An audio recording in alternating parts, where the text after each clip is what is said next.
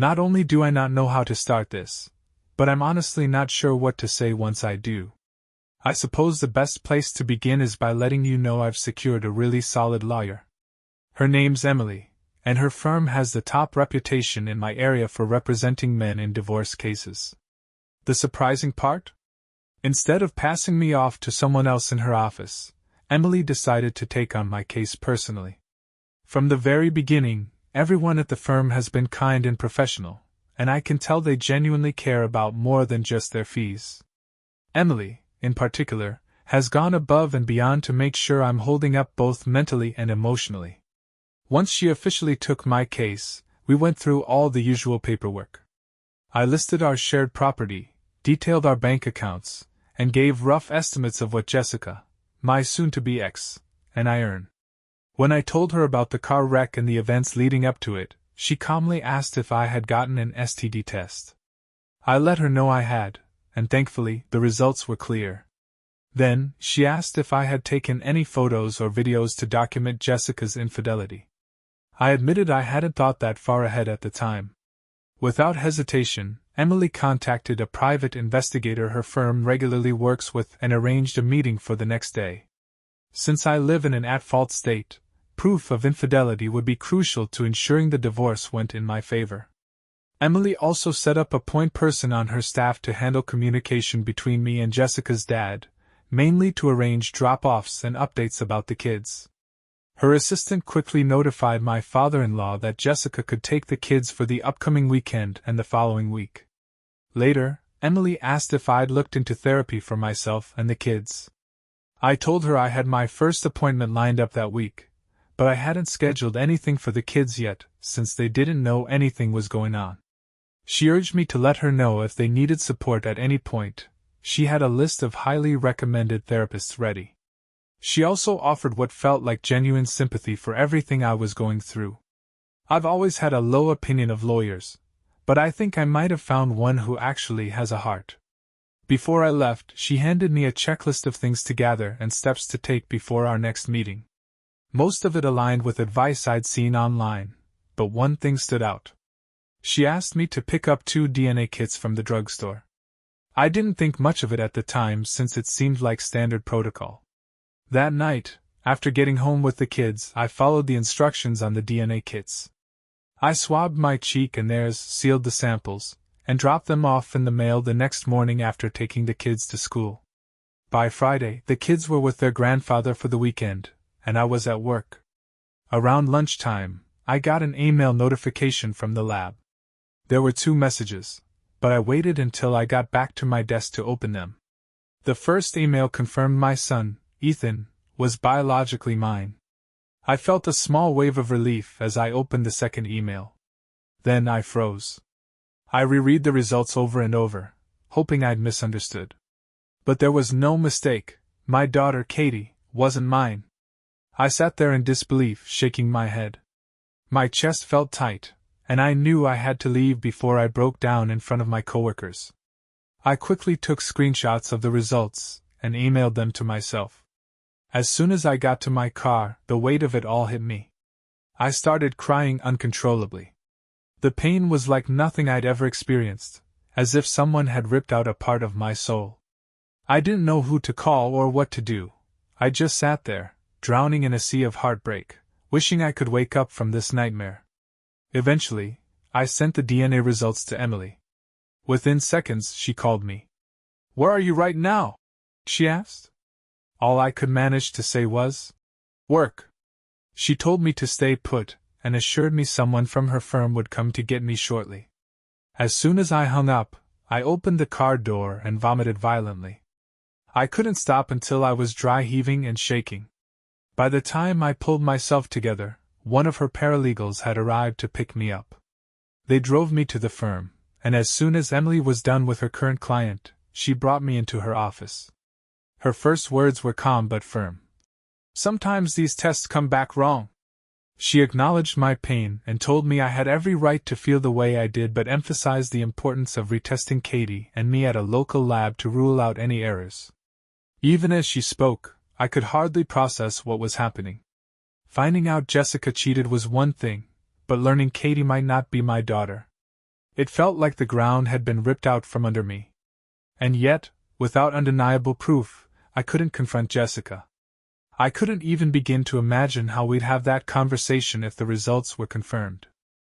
One of the ladies at Emily's office had a blood pressure cuff and insisted on checking mine. Sure enough, it was elevated, and I felt like I was teetering on the edge of a panic attack. At the same time, I was completely numb, still reeling from shock. My mind kept spinning, trying to process the possibility that my little girl, Katie, might not actually be mine. And to be honest, I was grateful the kids were staying with their mom at that moment. Then, the doubts started creeping in. What if both test results were wrong? What if Katie was mine, but Ethan wasn't? The uncertainty was unbearable, and I knew I couldn't wait 2 days to find out the truth. The go-between arranged for Katie to be picked up the next day for a few hours so we could do another test. This time, we made sure it was done in a controlled, sterile environment by trained medical staff. There would be no room for mistakes. But when the results came back, the answer was the same: I am not Katie's father. By then, Katie was already back with her mom, and while I was relieved she didn't see me fall apart, the pain hit even harder the second time. I broke down crying in a way I didn't think was even possible. I sent the updated results to Emily, and she called to check on me right away. She urged me to reach out to family and not try to shoulder this alone.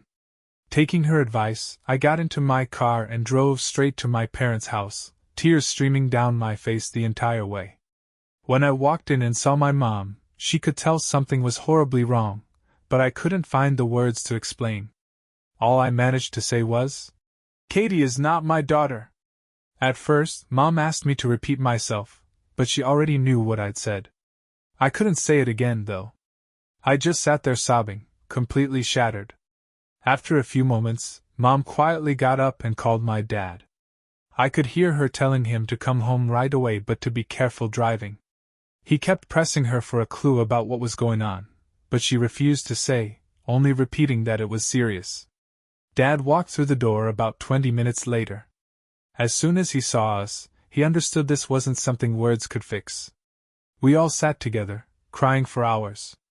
It was this endless cycle of trying to console one another, but none of us could truly be comforted. Eventually, the conversation turned to Ethan.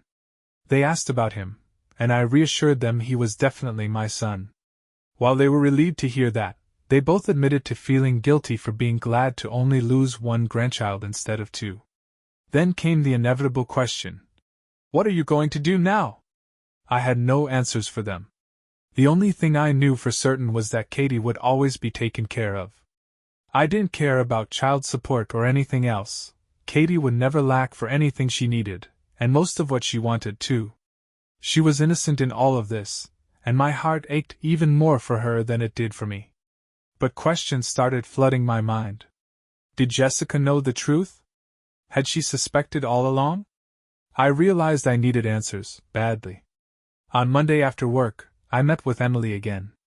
She told me the private investigator hadn't found any new evidence since Jessica hadn't left the house much after the car accident. That didn't surprise me, but Emily had asked me to bring in Jessica's old cell phone, which I dug out of a drawer at home. The investigator managed to access nearly every app, even though the phone itself was damaged.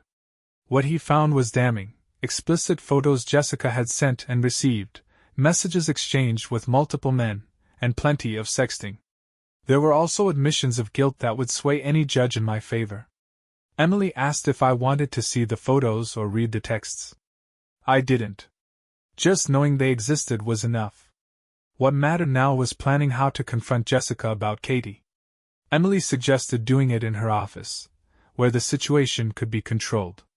She called Jessica's mom in front of me, and for the first time since leaving the hospital, I heard Jessica's voice. Emily didn't waste time. She told Jessica we needed to meet so she could explain some things. Jessica's response caught me off guard. She said she'd been wanting to talk and agreed to meet the next afternoon. When Emily asked if her lawyer could be present, Jessica admitted she didn't have one but was still willing to come.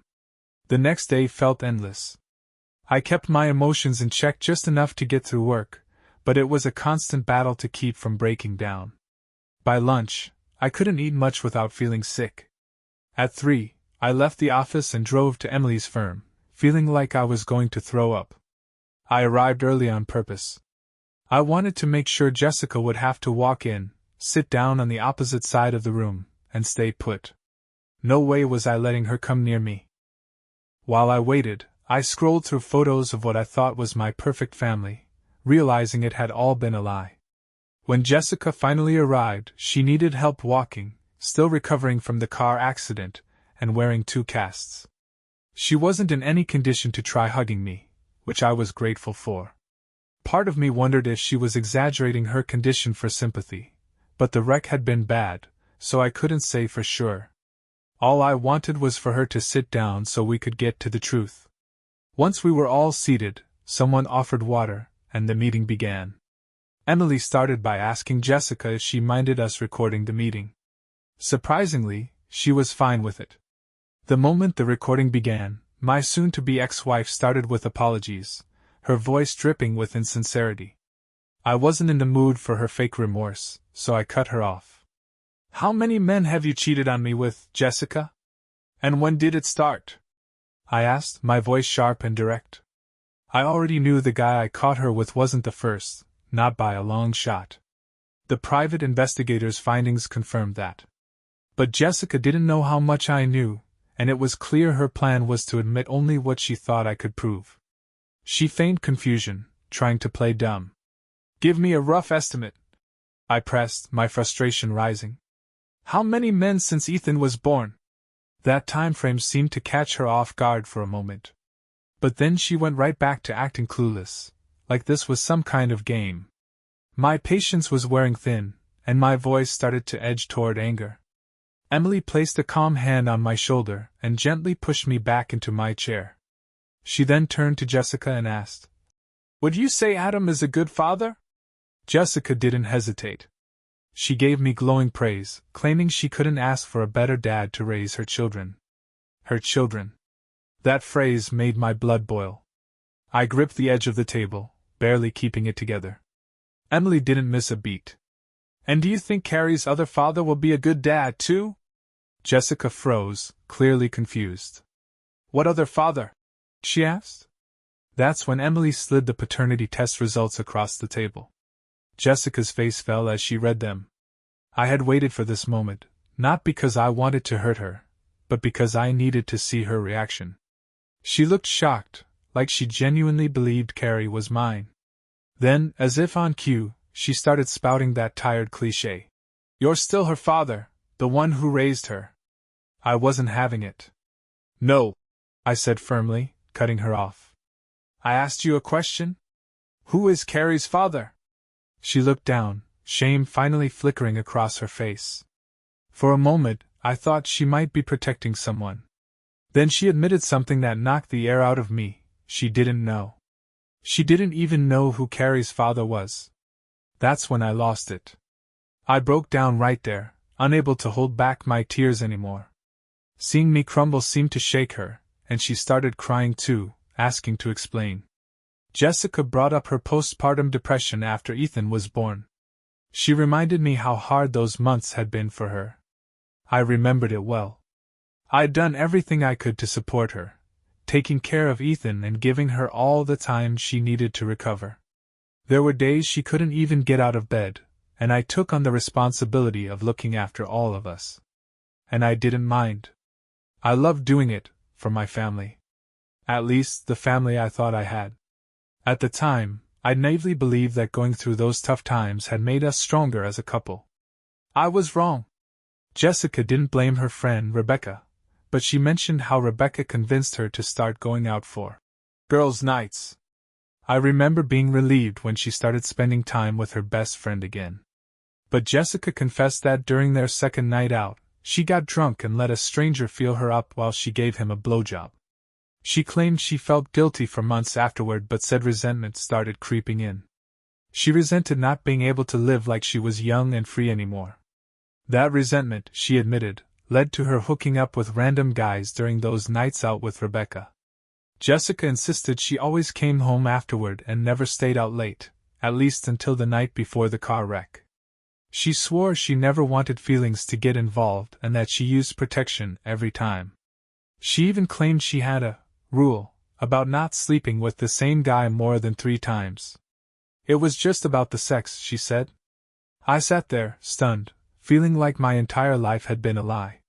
Finding out your wife is a serial cheater is one thing, but hearing it laid out so casually, like she was reciting a shopping list, was surreal. I couldn't even get angry at first. I was too busy doing the math, trying to figure out just how many men she might have been with over the years.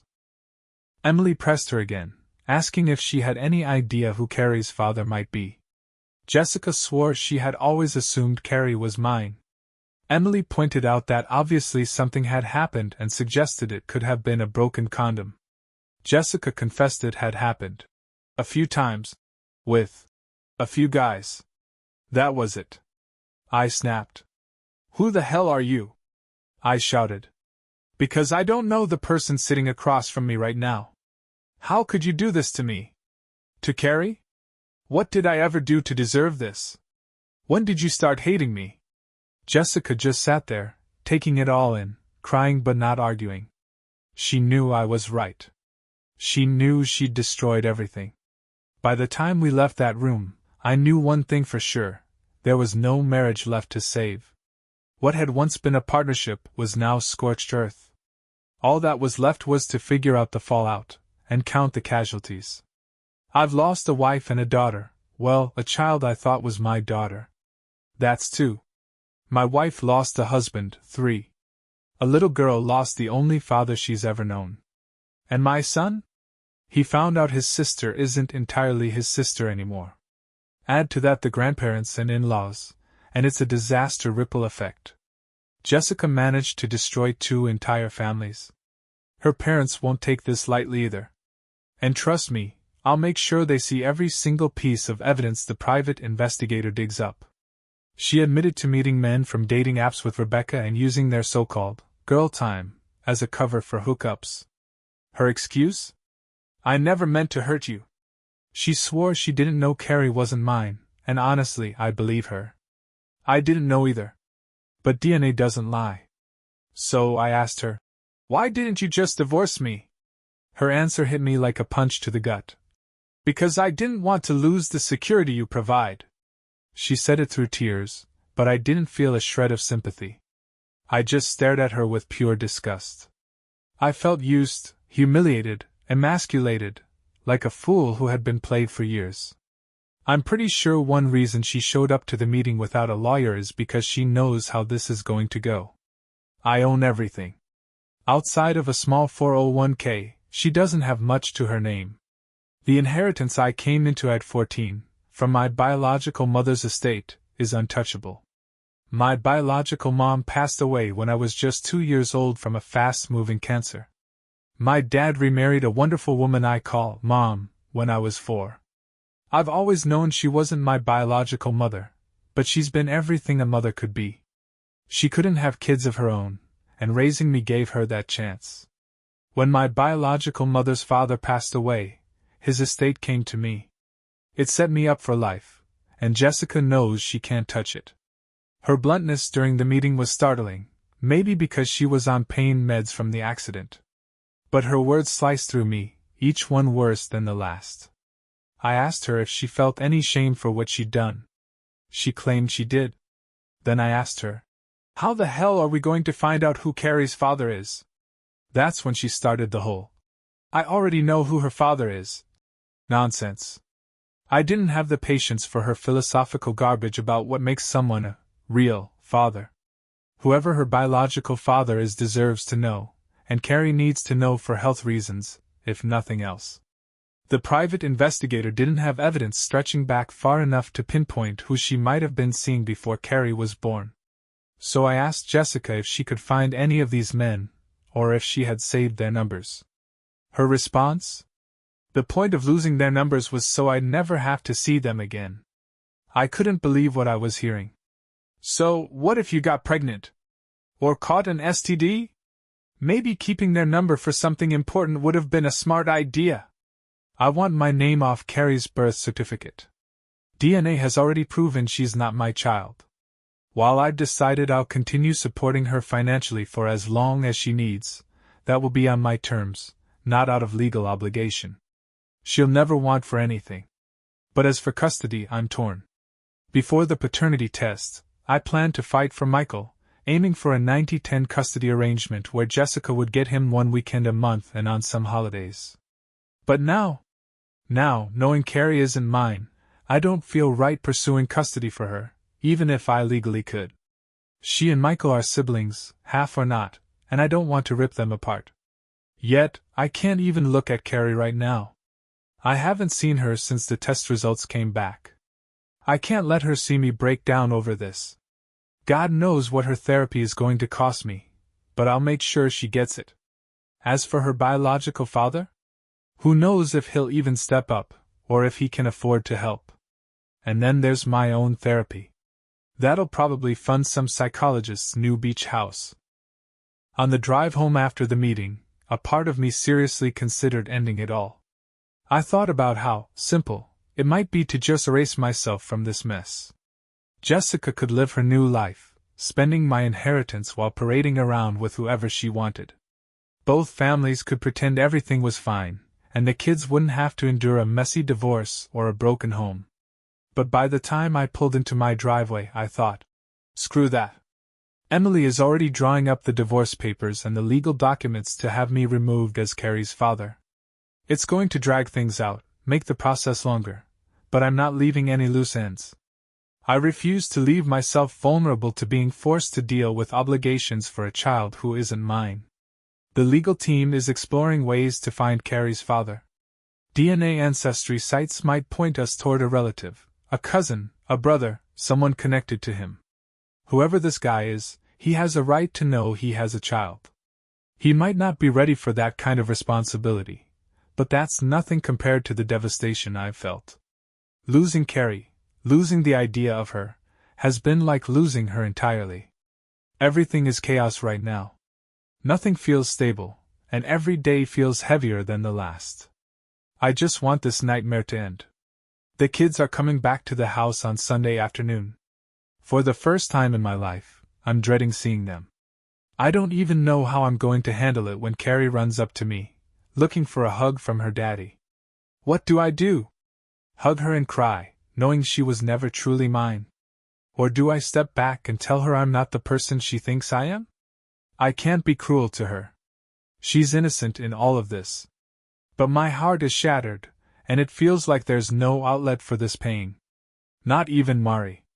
No amount of yelling, blaming, or anything short of something unthinkable could ever match the level of betrayal she's dealt me. There's no scale big enough to weigh the damage. She used me, drained me, and tossed me aside. And now I'm left with this hollowed-out shell of what my life used to be. Mari deserves every ounce of hell that comes her way for the lies, deceit, and the way she destroyed everything I once loved. I'll win the divorce, of that I have no doubt. Nadia and her team will make it the most one-sided settlement in history. But Mari has already stripped so much of the value out of my life that it doesn't feel like a win. It feels like she already won. Again. And then there's Michael. My son. She'll do everything she can to twist him against me. Use him as a pawn in her games. I have no doubt about that.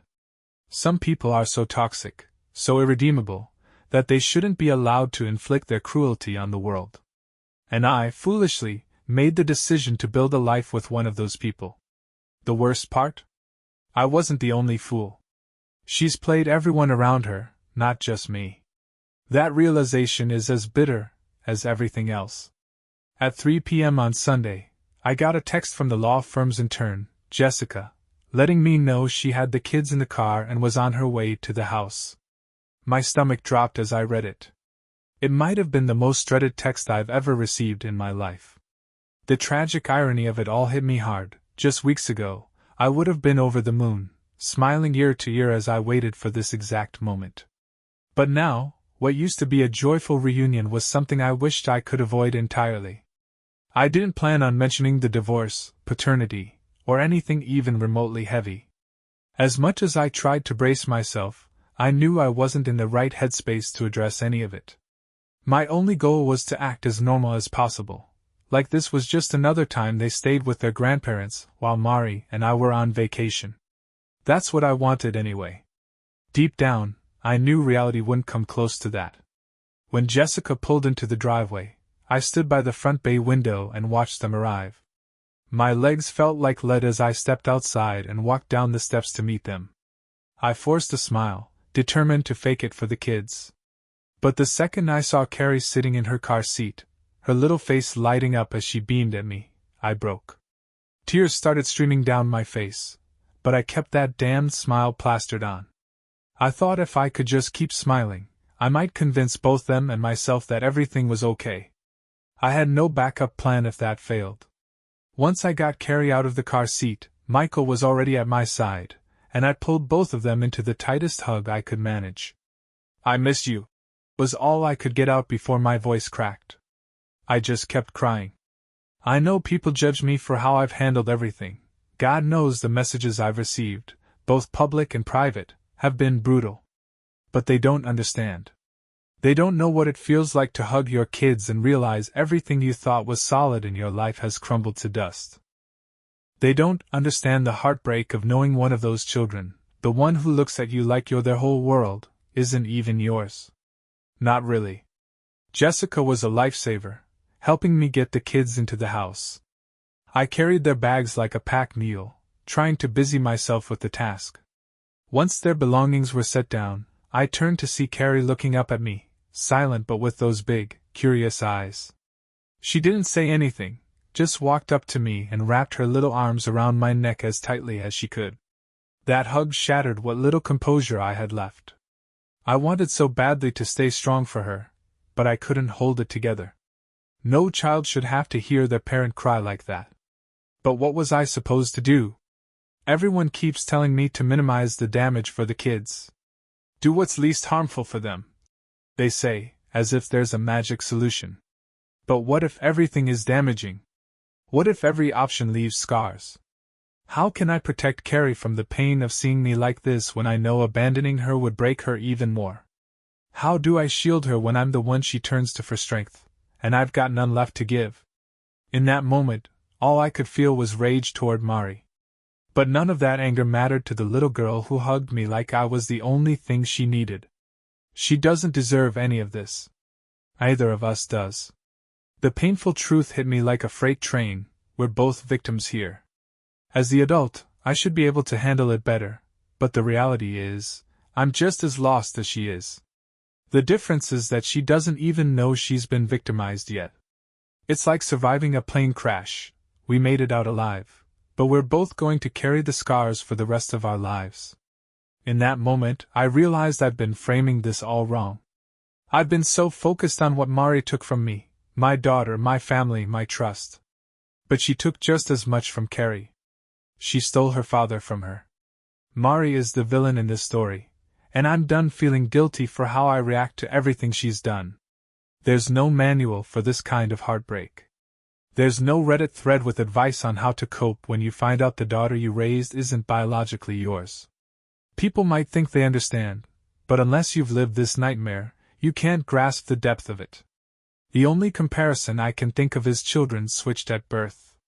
But even then, parents go through that together. They were both deceived. They both find out the truth at the same time. This is something else entirely. I don't know how I'll move forward, but I do know one thing: Carrie and I are in this mess together, whether I like it or not. And for her sake, I have to figure it out. By the time I managed to pull myself together, it was close to a half hour later.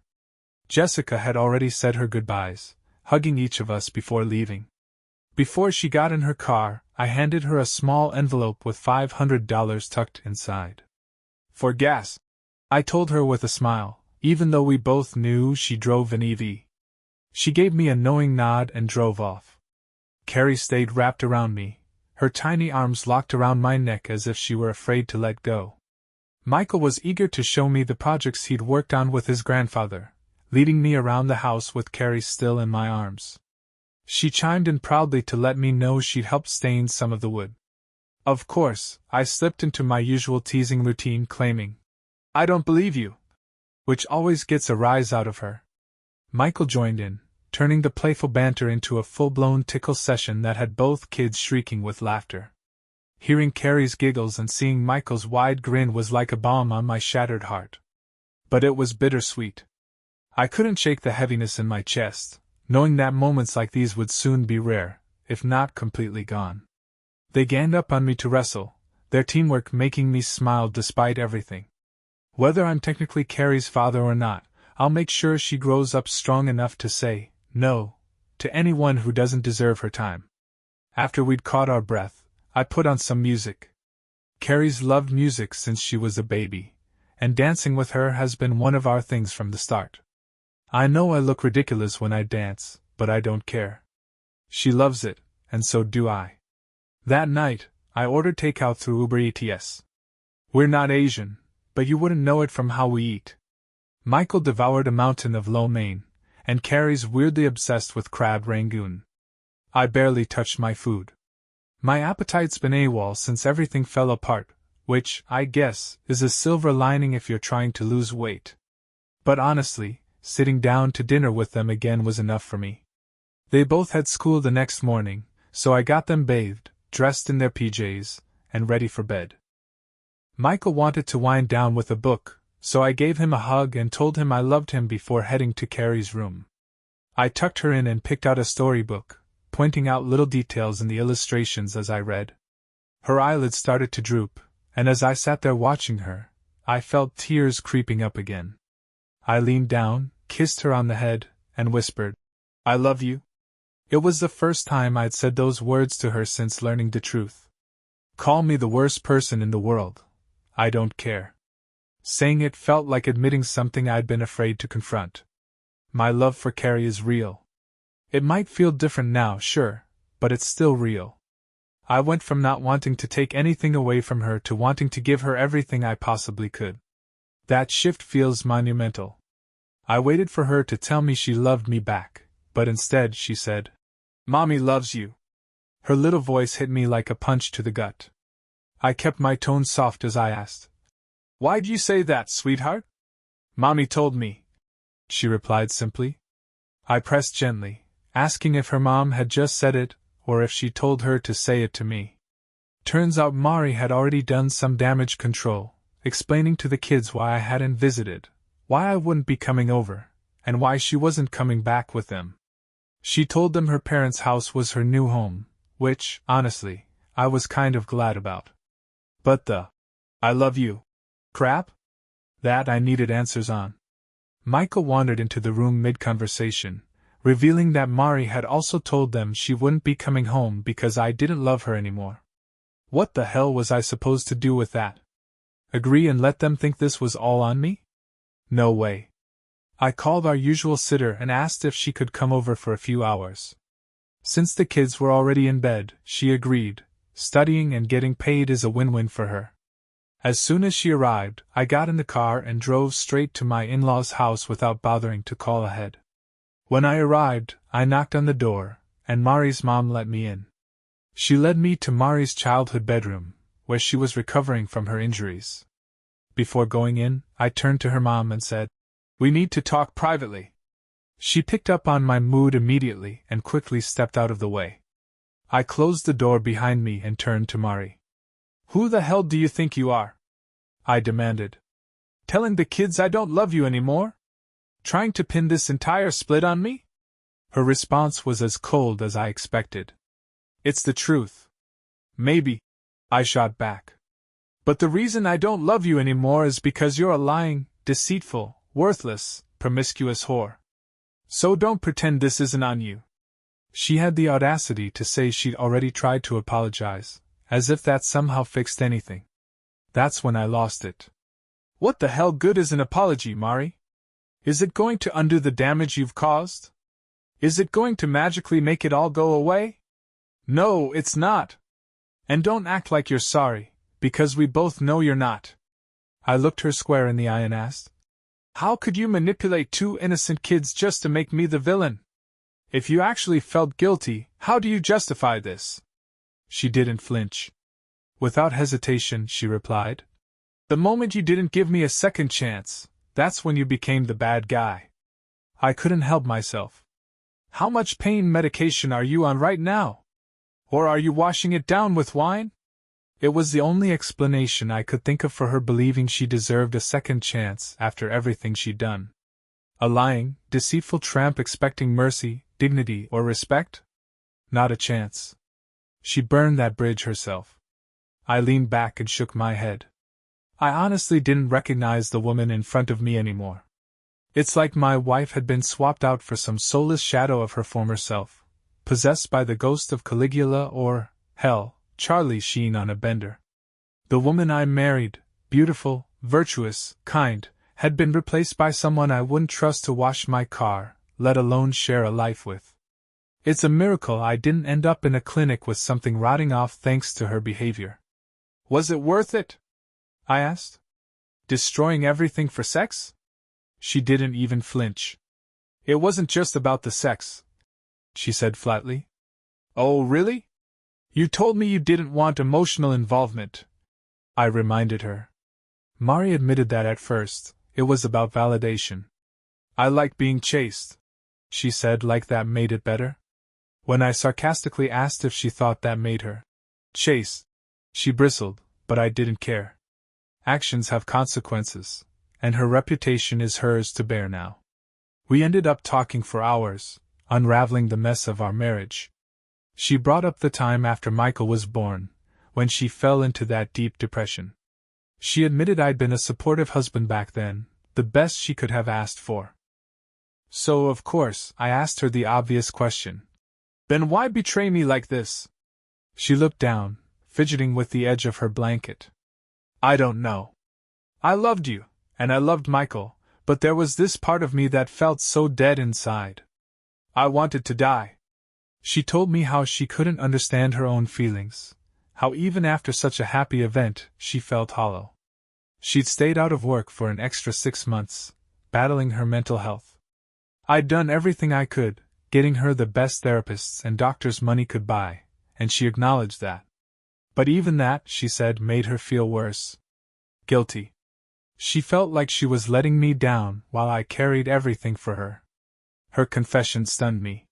She said she doubted whether she should have become a mother at all, despite always wanting to be one. She'd withdrawn from friends, stopped texting, and isolated herself completely. Yet every day, she'd tell me she loved me and apologize. I'd always told her there was nothing to apologize for. I just wanted her to heal. But maybe, in hindsight, she was apologizing for what she was about to do. When Rebecca showed up unannounced one day, I was relieved. Becca was one of those friends who didn't take no for an answer but had the kind of warmth that made Mari open up. It still took months before Mari was ready to do anything remotely social. Just convincing her to leave the house for Starbucks felt like a win. Now I know there are guys who'd call me an idiot for letting my wife hit bars or clubs with her single friend. And 99% of the time, they'd be right. But back then? After seeing her so withdrawn and miserable for so long, watching her come back to life, even a little, was worth it. Mari admitted later that those outings gave her a thrill. She said becoming a wife and mother in just 2 years had overwhelmed her, and seeing men desire her, even if it was just for sex, boosted her self-esteem. She claimed the first time she cheated, it was because she got drunk. But it wasn't an accident, it was a choice. She said as soon as it happened she knew she'd lose me if I ever found out. She knew I'd never touch her again, knew she'd lose everything. Did you ever think I'd find out? I asked. Or imagine how I'd feel if I did? She sighed, her voice quieter now. I knew it would destroy you. I felt awful about it. Then why keep doing it? She claimed every time she sobered up after cheating, she'd be filled with guilt and regret. I remembered her acting strangely sad for about a week after that first night out. Rebecca had come over during that time, and the two of them had talked privately for hours. Afterward, for a while, it felt like I'd gotten the old Mari back. She admitted she'd told Becca what happened, confessing she felt unworthy of me. She said she'd made up her mind to take the secret to her grave and dedicate herself to being the best wife and mom she could, thinking that would make it up to me. Looking back now, that was a red flag. But back then? I'd been exhausted, caring for Michael nearly full-time while juggling everything else. When Mari suddenly became engaged and supportive again, it felt like a miracle. Within 2 weeks, I was back to working part-time, then full-time once she settled into being a stay-at-home mom. At the time, it felt like we'd turned a corner. Now, I realize how naive I was. Looking back, those days just before and after Michael turned a year old were some of the happiest of my life. Or so I thought. To later find out those moments of joy were tainted by her attempts to atone for blowing some stranger in his car? It twisted those memories into something unrecognizable. I asked her, straight up, why she cheated again. Was I not enough for her? I'd always believed we had a great sex life, except during that dark period when she was depressed. She always acted like she enjoyed being with me. But she said the longer she kept the secret, the worse she felt about herself. She admitted that after Michael was born, she couldn't let me see how she felt anymore. I knew if I showed how sad I was, you'd want to comfort me, she said. But I couldn't tell you the real reason. She described how exhausting it was to keep the secret, to maintain the illusion of happiness. She even brought up that weekend I took Michael out of state to meet my biological mom's family for the first time. Mari bailed on the trip at the last minute, claiming she was sick. I couldn't have stopped her from cheating that weekend, it was already done by then.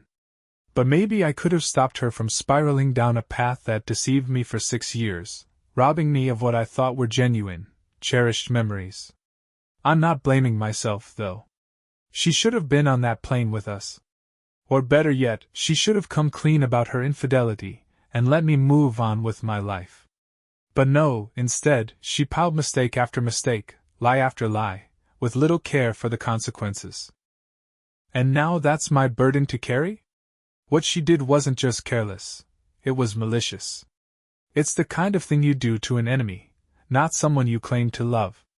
She tried to justify it, saying she was depressed that weekend, punishing herself because she felt unworthy, even if I didn't know she deserved it.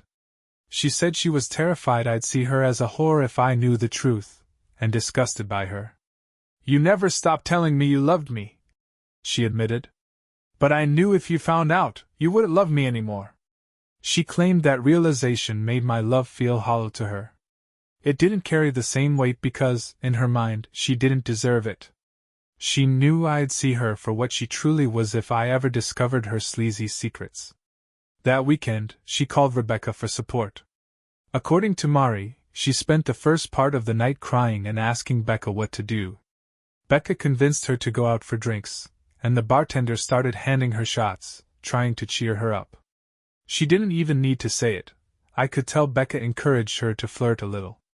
Mari admitted she ended up kissing a guy in an alley behind the bar but stopped herself at first. Still, she felt even worse after that, so she went back inside and drank more. At some point, Becca needed help getting Mari inside, and who did she ask? The same guy who just had his tongue down my wife's throat. Rebecca left them alone, and that's when things escalated. Clothes came off, and the rest is history. I asked her one simple question. Did you think about Michael? Or me? Did we ever cross your mind while you were betraying us both? That set her off. I never betrayed my son, she snapped. But I wasn't letting that slide. You betrayed Michael, me, Carrie, our parents, everyone who watched us take our vows, and God himself. You didn't just destroy our marriage, you shattered our family. I stopped and shook my head, overwhelmed by disgust. After everything you did, you should have just let me go, I told her. I'd have taken care of Michael. You could have whored around with half the state for all I cared after the divorce. Hell, I'd have written your number on bathroom stalls for you. But you didn't. You lied. You cheated. Over and over again. And the more she talked, the worse it got. She confessed that after the first couple of hookups, she developed a strategy.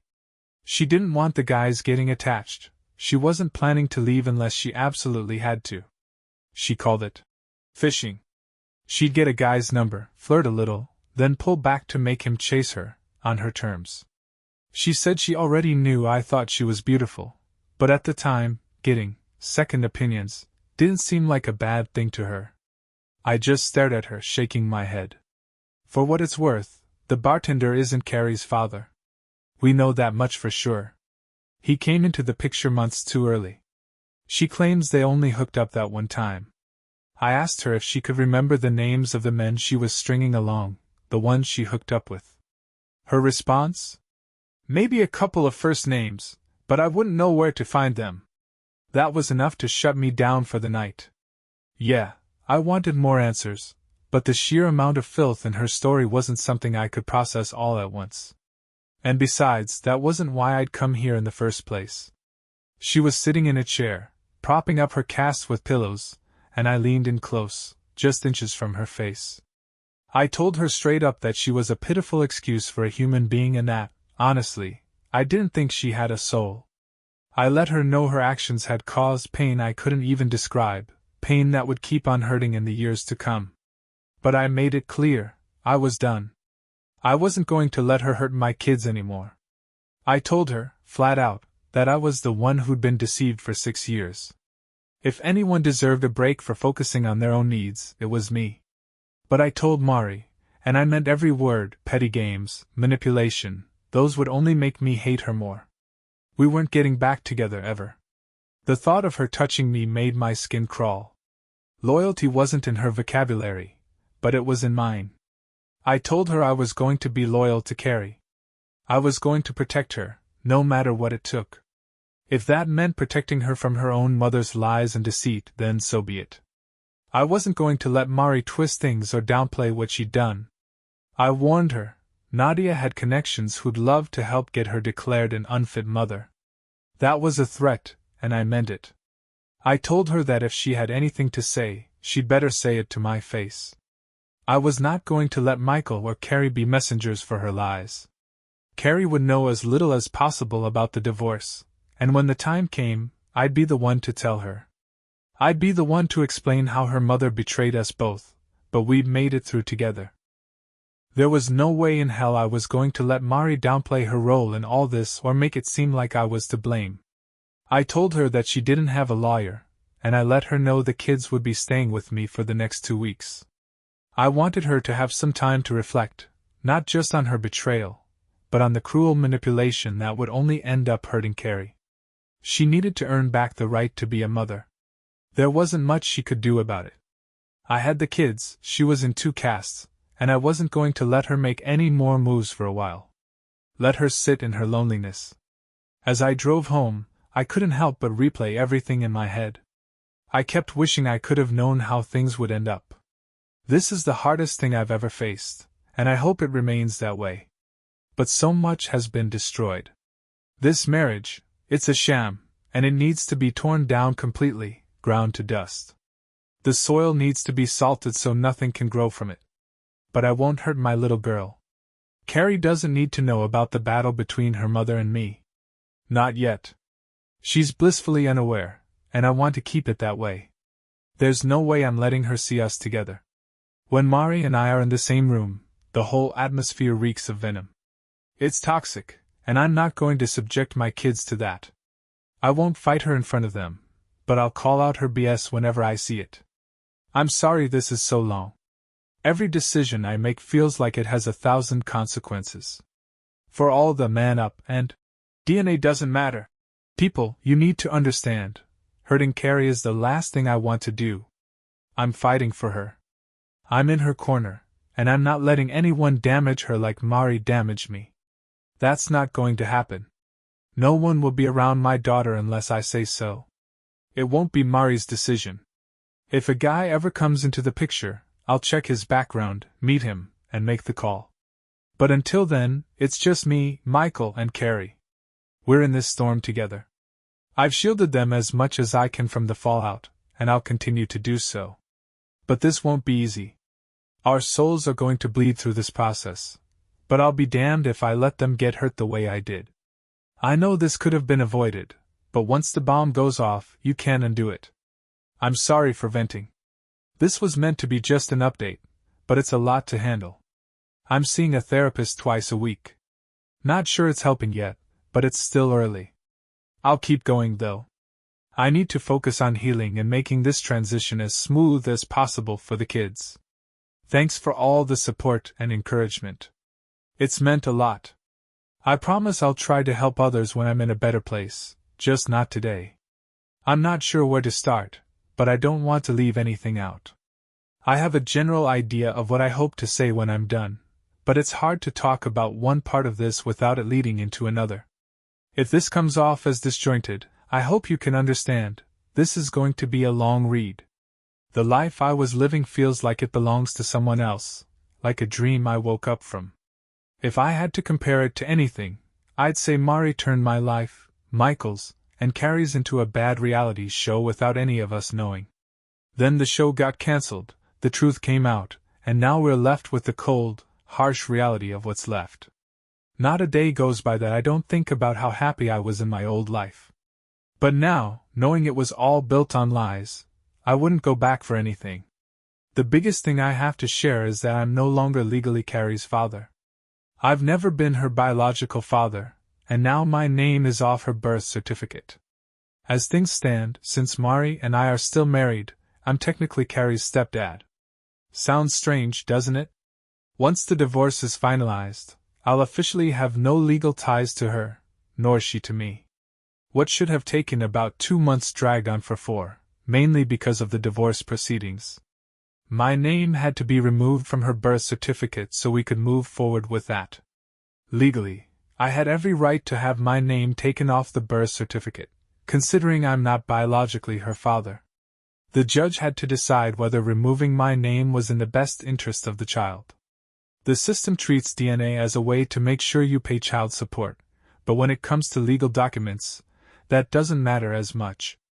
I was willing to show the court I'd still be supporting Carrie's health and insurance, which I know many guys in my position wouldn't be able to do, and honestly, shouldn't have to. But that's the way the system works, unjustly, in my opinion. Even though it didn't affect me, it's still not fair. From the moment I learned Carrie wasn't my biological child, I've wrestled with how to handle it. Yes, finding out that she wasn't mine emotionally wrecked me in ways I can't even put into words. But letting my emotions guide me, whether out of love for her or hate for Mari, would have been a disaster. And legally, I had every right to cut ties with both of them. They were never truly mine. But morally? I couldn't let Carrie suffer because of her mother's mistakes. Ethically, I couldn't let her believe she was in any way responsible for what her mother had done. After a lot of soul-searching, I realized she and I had both been victims of Mari. Mari had taken away my choice in every aspect of our relationship when she cheated. I wasn't told she no longer loved me, wasn't allowed to know she'd been unfaithful, and had no idea that she had me raise a child that wasn't mine for 6 years.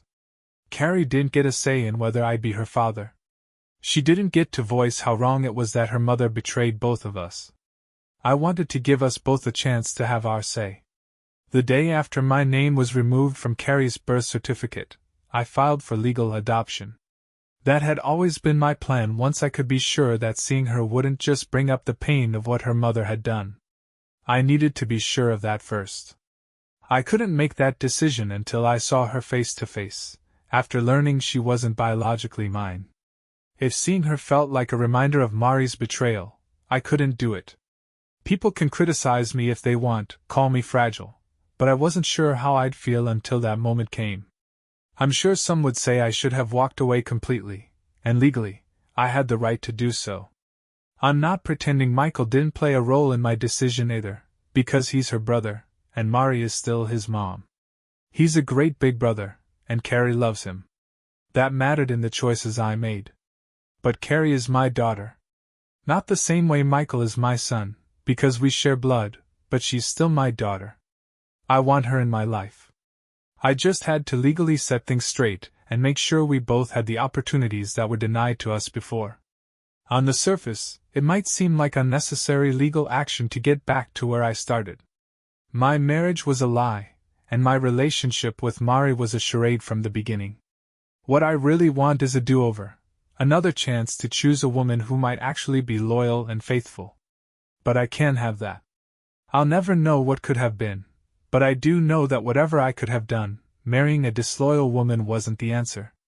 The kids won't know about their mother's lies and betrayal for years to come. But I want them, especially Carrie, to understand how hard I fought to keep it together and protect them.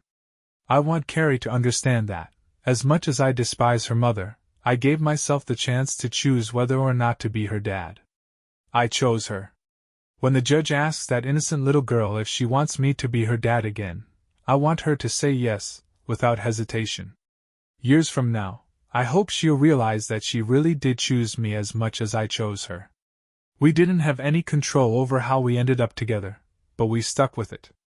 I'm doing everything I can, legally, to adopt her as my own, even though she's not my flesh and blood. One day, when she's an adult and understands everything I've done for her, I want her to smile. I want her to know that I didn't have to be her dad, I chose to be. In a way, that makes our bond stronger than just blood.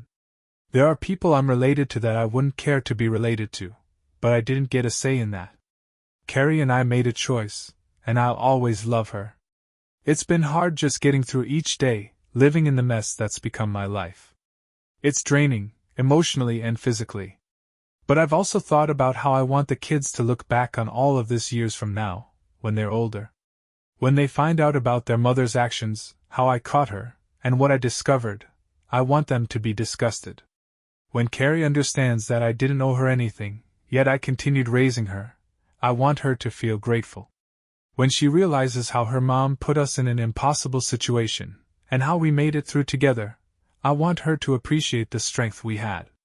When they both realize their stability could have been torn apart because of their mom, but I held everything together, I want them to understand the sacrifices I made. There won't be any lies or sugar-coated stories about what happened. I know Mari is a selfish, miserable person who doesn't deserve any sympathy. One day, the kids will know that truth too, and I hope they choose to distance themselves from her. But that's something they'll figure out on their own when they learn the truth. All I can do is remove her from my life as much as possible and keep moving forward. What happens to her doesn't concern me anymore. The kids are what matters now. Several people have asked me how I handled Mari telling the kids that we could never get back together because I couldn't love her again. The day after she said that, I took them out for ice cream at a local park. Michael seemed to accept that I didn't love their mom, though it clearly upset him. Carrie had a harder time with it.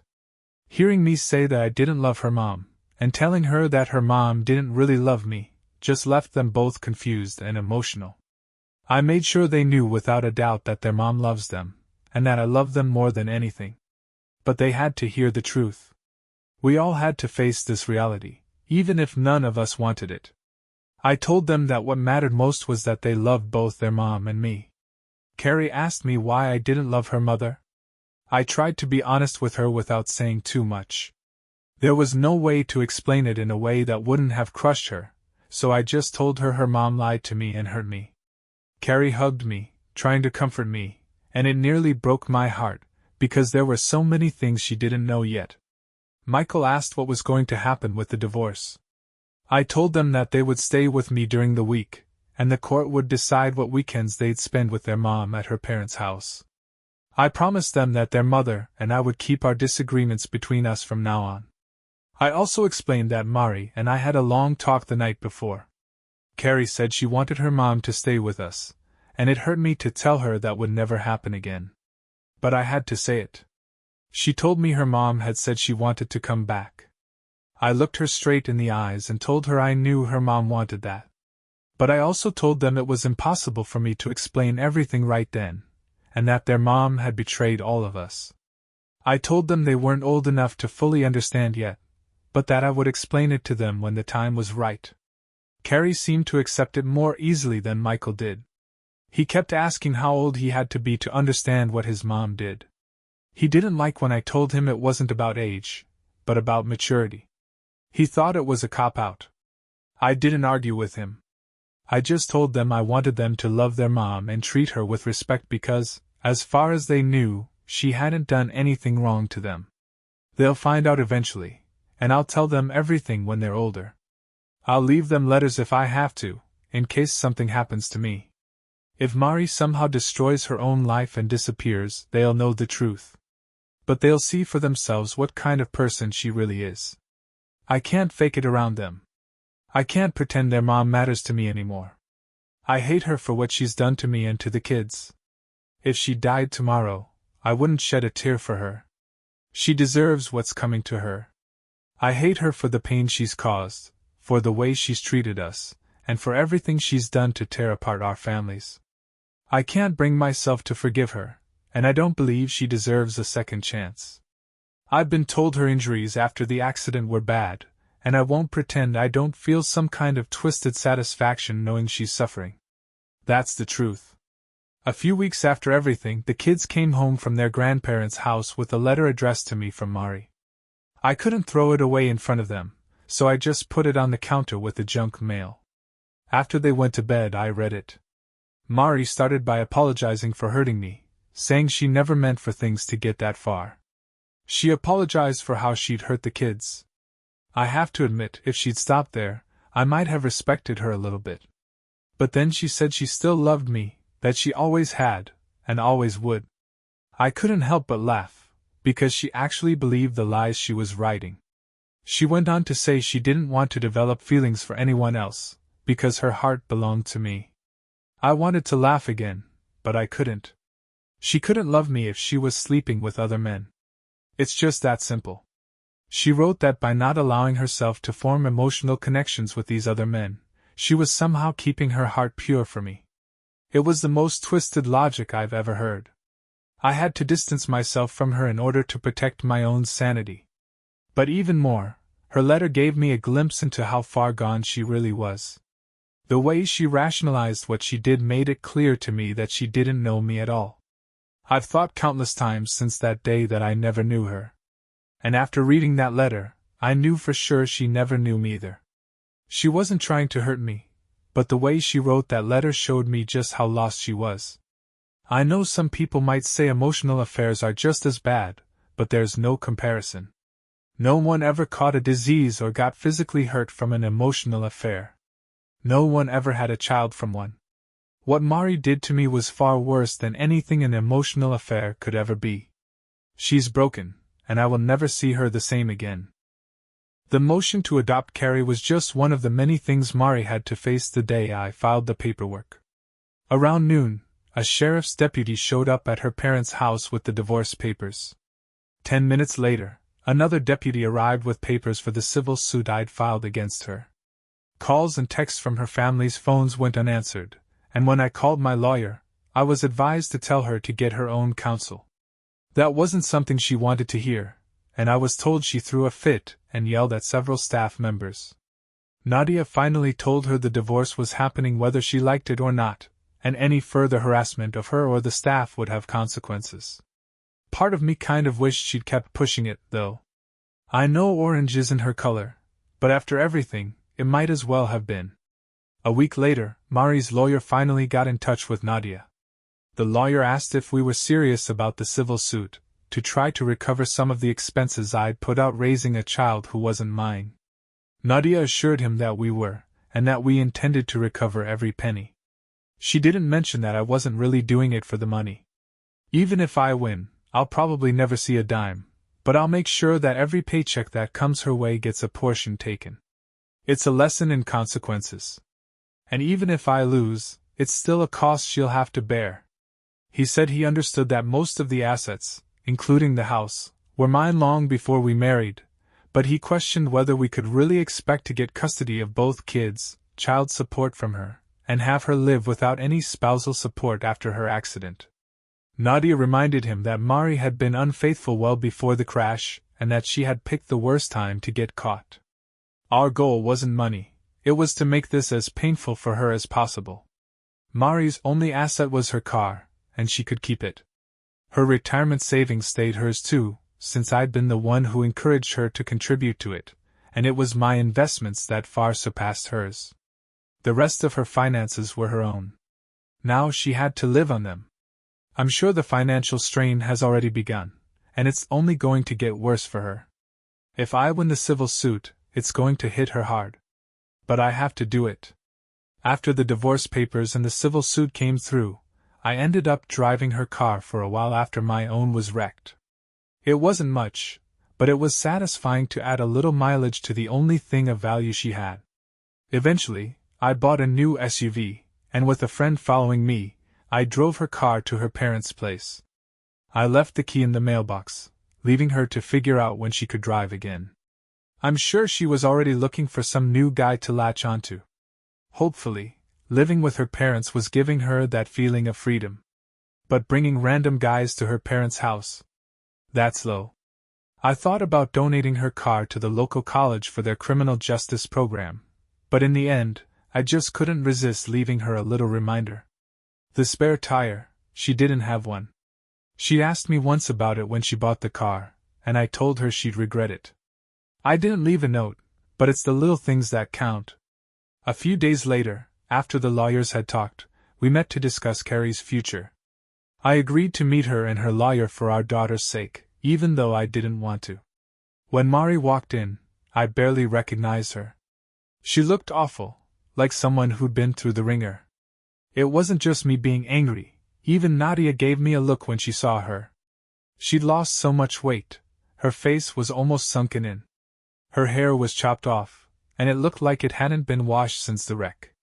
I wasn't sure what she could have worn that could have made her look good, but I'm sure it wasn't my fault. The meeting started with some back and forth between the lawyers, and I could feel Mari's eyes on me, but I refused to look at her. I didn't want to give her the satisfaction. When I finally did glance her way, I couldn't help but think about how she'd gone from someone I once loved to, well, a shadow of herself. It was a relief to start talking about Carrie, to take my mind off how much she had fallen apart. They asked if there had been any attempt to track down Carrie's biological father. I told them nothing was going to happen with that until the divorce and custody issues were finalized. I asked Mari if she remembered any names that could lead us to the real father. She didn't like hearing that, but it needed to be said. She said she didn't remember anything. Then I asked if she had any plans to block me from adopting Carrie. She said she didn't want me to have taken my name off the birth certificate in the first place, but she wouldn't stop me from putting it back. That was all I needed to know. Before I could get up to leave, she asked me something I wasn't expecting. Could you have forgiven me and taken me back if I confessed and swore I wouldn't cheat again? She already knew the answer. It was a question she'd asked herself many times, and I didn't even have to think before answering. I told her she already knew the answer. I asked her if I'd had an affair and brought home a child from it, would she have taken care of it? It went downhill from there. She accused me of doing everything I could to hurt her. I didn't deny it. She said I wasn't her parents, and I didn't get to punish her. I told her the divorce was about punishment, and the civil suit was payback.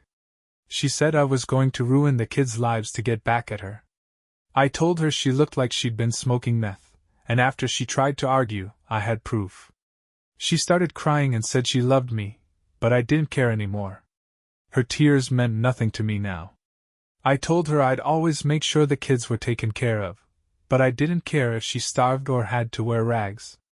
At one point, I would have given everything for her happiness, but now I couldn't even look at her. I asked her if I hadn't been enough for her to stay faithful, what more could I have done? She said she betrayed herself. I yelled that she betrayed Carrie, that she betrayed everyone. The lawyers tried to calm things down, and then Nadia shared a temporary visitation agreement. I made it clear that while it wasn't my business what she did, I didn't want any men around the kids. She promised there wouldn't be. I asked if anyone other than her sister knew about the affair. She admitted to telling her sister about the first time she kissed someone, but no one knew about the rest.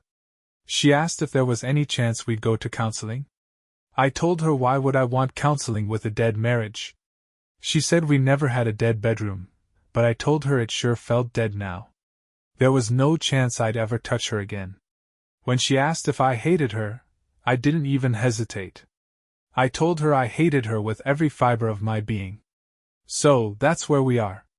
Just waiting for the divorce case to go before a judge. The civil suit can't even be put on the docket until the divorce trial wraps up. The kids are doing well, considering everything. They get to spend more time with both sets of grandparents. If there's one bright spot in all of this, it's that. And yes, I know I need to let go of the anger. I'm seeing a therapist, but it took me a while to find one I felt comfortable with. She says I've got plenty of valid reasons to be upset with Mari. I'm not the type to seek validation, but hearing that my anger isn't all out of line does help. I know it's not healthy to hang on to it, and my new therapist is helping me work through it. I'm not great at meditation, but I'm trying to get the hang of it. My first therapist wasn't bad for the first few sessions. The first one is always kind of an icebreaker, no matter how much you fill out the forms. She was nice at first. Sympathetic but encouraging. She even told me I was doing better than most dads, which was a nice thing to hear. But when we started talking about stuff from before the cheating, her tone shifted. She hinted that sometimes we unintentionally hurt or frustrate our partners, and when we don't address those things, they build up. She suggested it could be like a powder keg that we helped create. I wasn't buying it. I know I've made mistakes, but nothing I did ever justified what Mari did to me. Nothing. So, I switched therapists. I tried a few sessions with a guy. He seemed to understand the feelings of being emasculated, the overwhelm, the mental chaos. But I just couldn't feel comfortable with him. I've cried all I can for now, and if I need to open up emotionally, I'd rather do it with a woman. That's just me. So I found a new therapist who really gets it. I'll call her Sarah. She's the youngest of 4 kids, with 3 brothers, so she knows men pretty well. She specializes in infidelity and grief counseling. The first time I told her everything, she used half a box of tissues. She was amazed I was holding it together as well as I was. Honestly, I'm still not sure if she was surprised or genuinely impressed. Sarah's been helping me just by listening. She says I'm tough to read because my outward appearance doesn't match my personality. She pointed out that I use humor to diffuse tension, which I guess is true. But she's starting to get me. She says I've got to figure myself out now. She can help me, but the work is on me. I've got to look at where I'm at, assess the damage, fix what I can, and let go of what can't be fixed. It's going to be hard. It already hurts, and it's only going to hurt more. But I have to come to terms with all I've lost. It's not coming back. The kids have their own therapists, too. 40 minutes each, then 40 minutes with all 3 of us, twice a week. They're doing well. It's helping them process everything. I was a bit worried about how family therapy would go, considering how I feel about their mom. But I've stayed quiet when they talk about missing her or wishing we were still together. Sometimes I feel like I've lost a part of myself in all this, but I can't show them that. I've been trying to stay social and lean on my friends. But honestly, small talk feels pointless. I know my friends are getting tired of me venting, and I don't blame them. But the anger still eats at me. It's always there, lurking.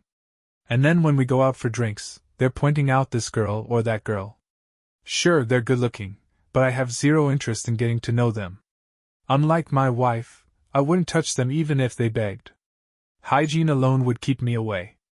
And besides, none of these girls will ever care about me the way Mari did. Or at least, I thought she did. The whole situation has changed the way I look at people. I feel like I'm constantly second-guessing people's intentions, questioning their sincerity. Mari was someone I truly respected and admired. Now I find myself wondering if anyone I've admired over the years was ever worth it. She didn't turn me into a misogynist. She turned me into someone who distrusts people altogether. I know she'll move on easily. She'll get herself in shape, and guys will be all over her. The truth is, I can't do that. I won't. I feel like I've been tainted. All the men she's been with, the things she's done, I feel like I'm carrying it all inside me. I feel dirty. I thought she was the one. I thought we had something special. But now, I can't even look at other women without feeling sick. My mind knows better, but my subconscious keeps telling me that all women are like her and Rebecca. And that's my struggle, whether it's fair or not. Someone once sent me a supportive message. They said they envied me, being a financially secure, soon-to-be single guy with no problem meeting women. They said I'd be high value. I thanked him, but I didn't share the part of me that's terrified at the thought. Sure, people hook up all the time, but I'm not one of those people. I don't want some stranger touching me. I'm a personal space kind of guy. I can't even imagine going to a bar, meeting someone, and jumping into bed with them without knowing anything about them. That's just not me. And in a world full of Tinder and dating apps, I know I'm the odd one out. I'm convinced Mari wasn't open about her infidelity just to hurt me. It felt like she was making a statement. She knew I'd never take her back, so she went out of her way to do the one thing that would disgust me the most. I think she wanted to destroy me, to make sure I'd never want anyone again. Diabolical. And no matter how many showers she took, no matter how many condoms she used, there's still another man's DNA on her. That's what she did to me. And I'll never forget it. When Mari and I were exclusive, everything about our relationship felt pure. Every intimate moment we shared was beautiful. But the first time she cheated, everything changed. In a single moment, it all came crashing down. When someone from outside the relationship physically engages with either partner, it forever taints what was once sacred. It's like a glass of cold milk. The second her lips touched another man's, it was as if one drop of ink was spilled into that milk. It was just one drop, and the milk was mostly untouched, right? But that's the lie she let me believe. She didn't just spill one drop, she kept adding ink. Some people may have a glass of milk with one drop of ink. But Mari's turned into a glass of ink with just one drop of milk left. What was pure is gone. She's now worthless to me, like someone reduced to a mere object. I wish that night she was conceived, someone had done anything to stop her father from ever being able to reproduce. The world would have been better off. The things that most people find exciting in new relationships only make me feel anxious now. I remember the butterflies I got with Mari. The feeling was overwhelming, almost sickening. Even having someone as beautiful as her close to me took time for me to adjust to. It wasn't a self-esteem issue. Both of us were outgoing with each other, but naturally introverted otherwise. But even something as simple as learning how to kiss, figuring out the closeness of being with someone, those things were new to me. People assume all teens are just driven by hormones, but we weren't. We took things slow, learning and growing more comfortable with each other over time. That's what I believed was the right way to do it. That's what I thought we both wanted. Now, though, the thought of being intimate with anyone new makes me sick. And thinking about Mari? It's like a complete turn-off. She's no longer the person I knew. She's become someone entirely different in my eyes. All the moments we could have had as a family, all those beautiful things, they're gone now. The memories are ruined, and I'll never get them back. In the end, I loved Carrie, but I had to let her go. Our relationship wasn't something that came naturally. It was something forced on us, from day one, against our will. By adopting her, though, I'm showing her that if given the chance, I would choose her all over again, without hesitation. When the judge asks if she wants me to adopt her, I know she'll look at me with that love in her eyes. It'll come full circle. We'll set things as right as we can. I'll never be her real father. Her real father is out there somewhere, not knowing he has a 6-year-old daughter. But I'll always be her dad. I'll be her protector and provider, even when there's no longer any legal obligation. I've done what I needed to do, even when people questioned me or called me cruel. I've done what I believed was best for her, and for my own peace of mind. I've made mistakes, sure, and I won't fully understand them until later. But I've done my best. Someone asked in the comments of my last post about Rebecca and if I'd had any contact with her. To save everyone the trouble of going back to read that response, I'll explain the situation here. I haven't seen or spoken to Becca since that awful morning. I'm not sure how involved she is in Mari's life now. I can only guess that they've had some sort of contact, but I honestly don't know. The kids haven't mentioned her at all. What they've told me is all I know, which isn't much.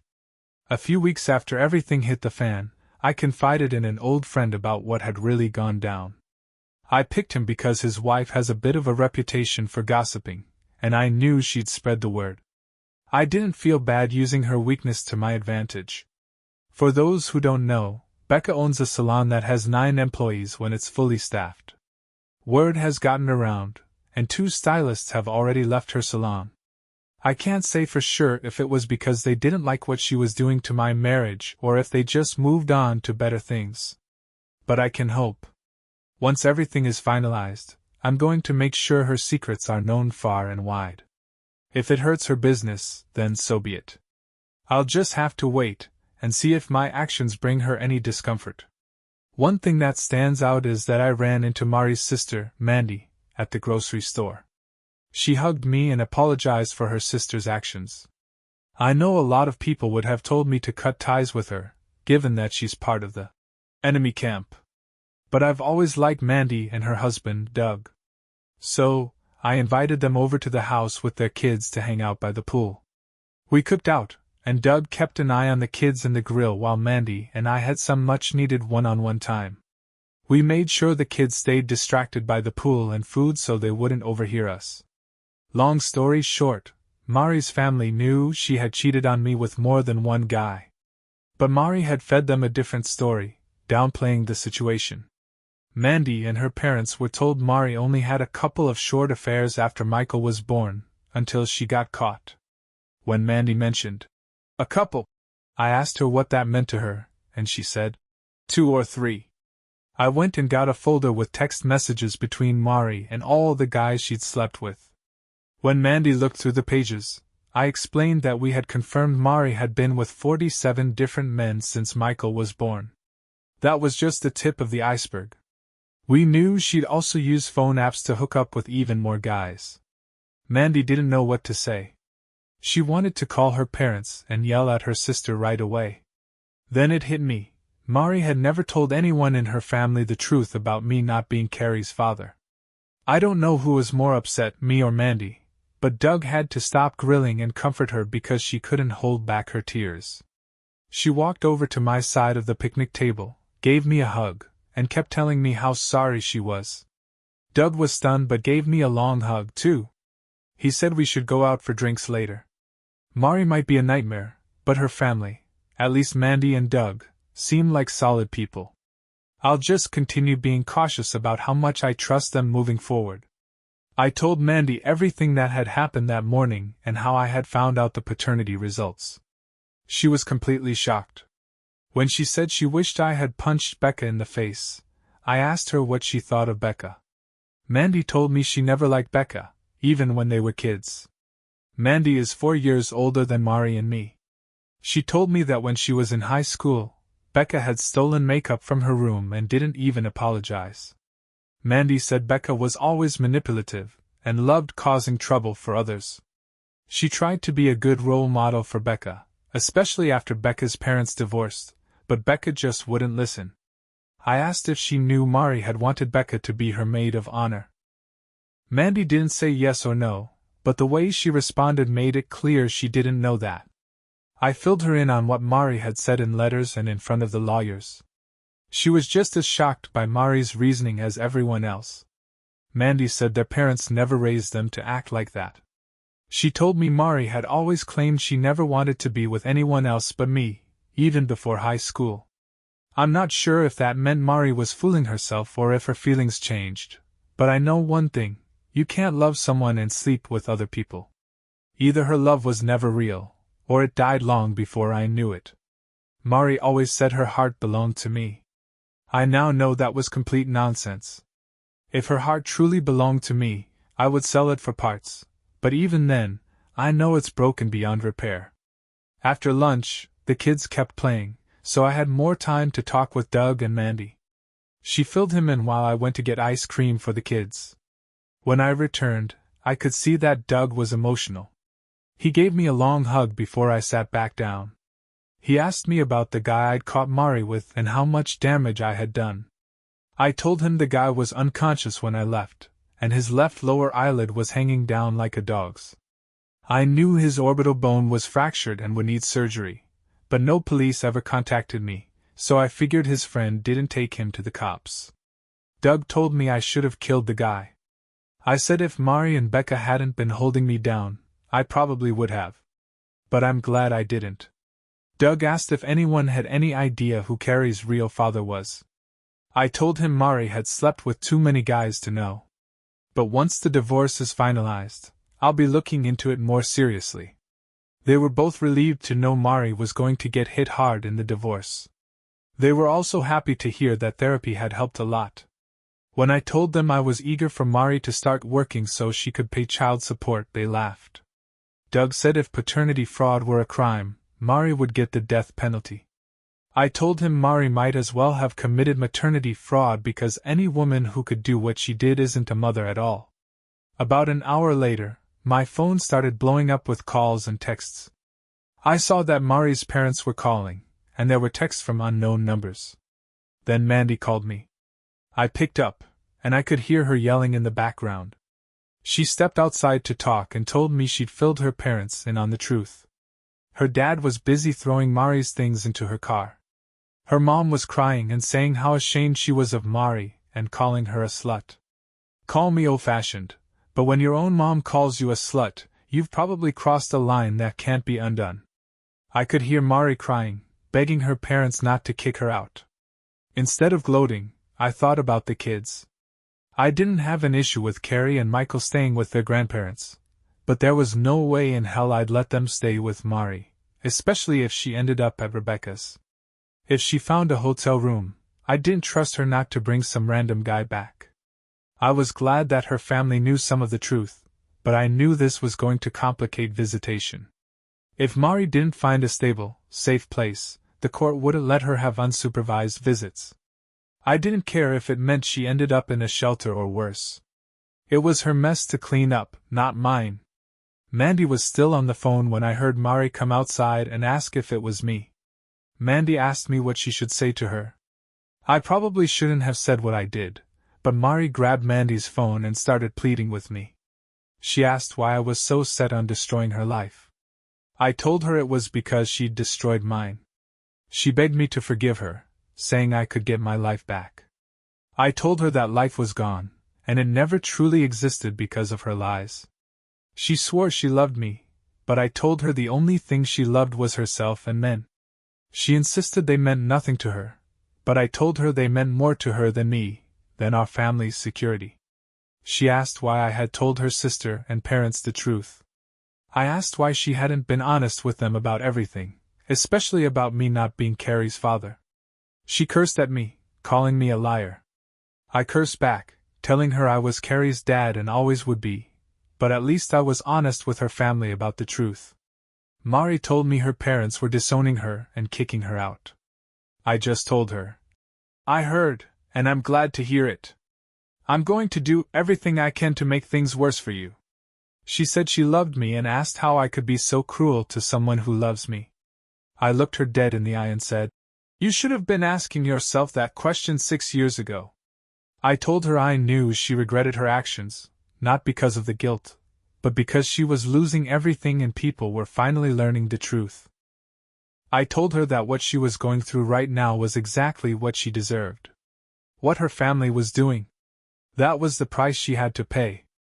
If Nathaniel Hawthorne were around, he would have found a better candidate for a scarlet letter. 3 days later, Nadia called to let me know Mari's lawyer was trying to set up another meeting. I didn't want to see or talk to her, but I knew that Mari being homeless could affect custody decisions.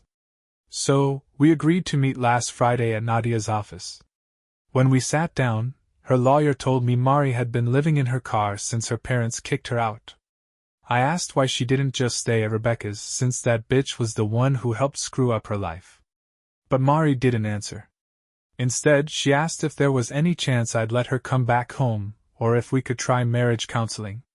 I told her she needed to ask her parents if she could come home. The house I shared with my kids was off limits to whores, hoes, and harlots. Her and Becca were to stay far away.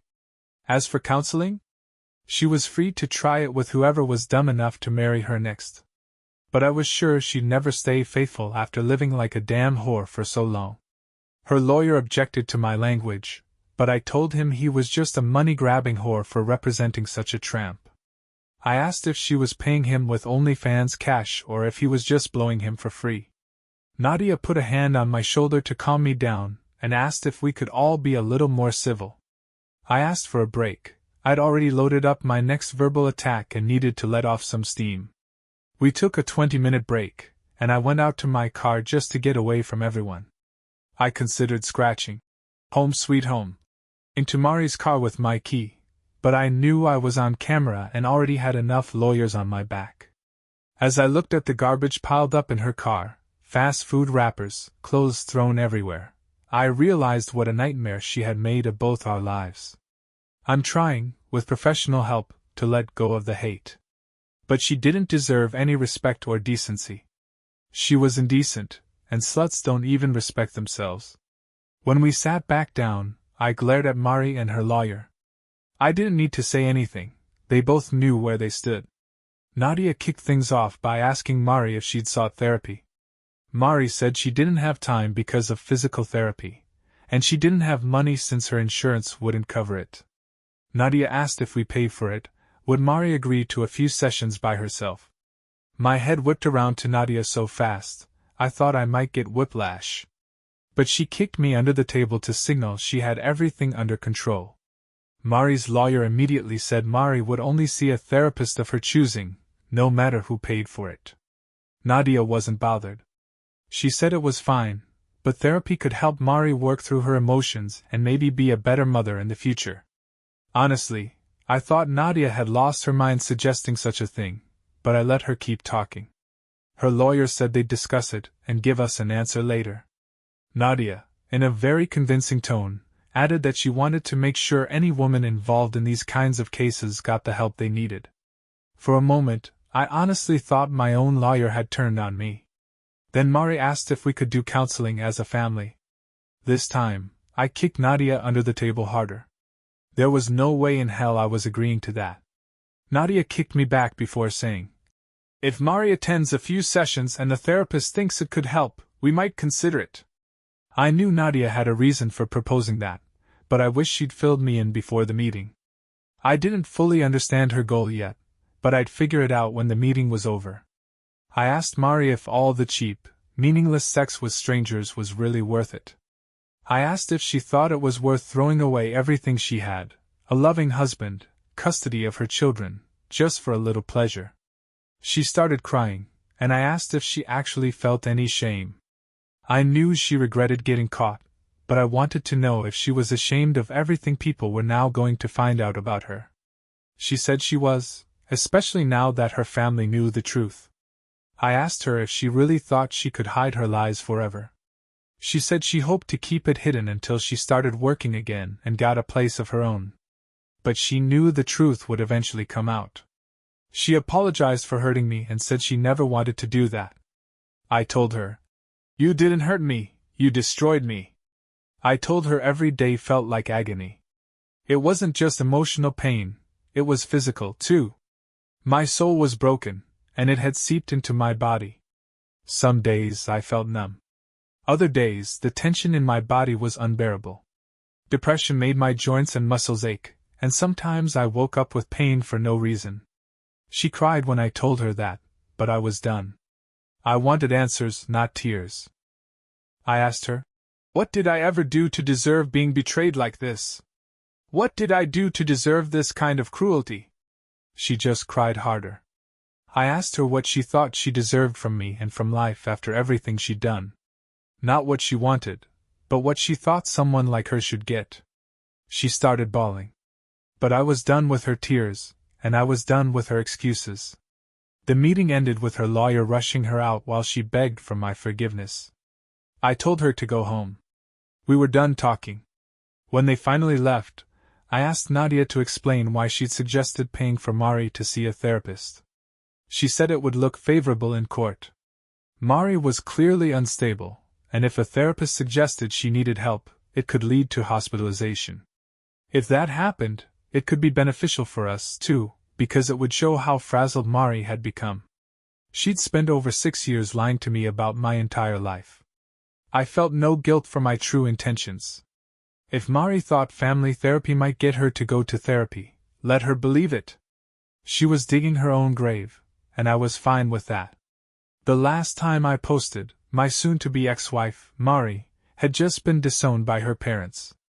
The reason? She failed to tell them I wasn't the biological father of our daughter, Carrie. The day I discovered Mari had been cheating on me, I told her parents everything. But there was more to the story.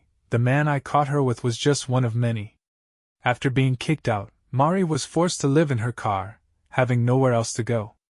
Meanwhile, I was in the process of trying to legally adopt Carrie and get the court to recognize that I was not her biological father.